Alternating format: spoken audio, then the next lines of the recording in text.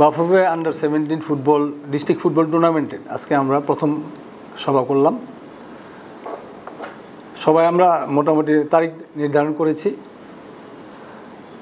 প্রথম সপ্তাহ জুলাইয়ের প্রথম সপ্তাহে আমরা টুর্নামেন্ট চালু করব এবং আজকে সবাই আসছে, আমাদের মিটিংয়ে সবাই অংশগ্রহণ করেছে।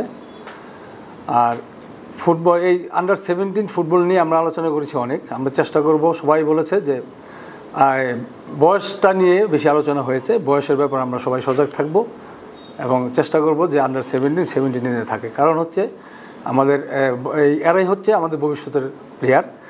এদেরকে এমনভাবে আমরা বয়সটা নির্ধারণ করবো যে তারা একটা বয়সে প্রত্যেকটা বয়সে তারা অংশগ্রহণ করতে হবে। আন্ডার-17 থেকে আন্ডার-19, 19 থেকে 20, 20 থেকে 23 এবং তারা তারপরে ন্যাশনাল টিমে যাবে। সেদিকে আমাদের সজাগ দৃষ্টি থাকবে।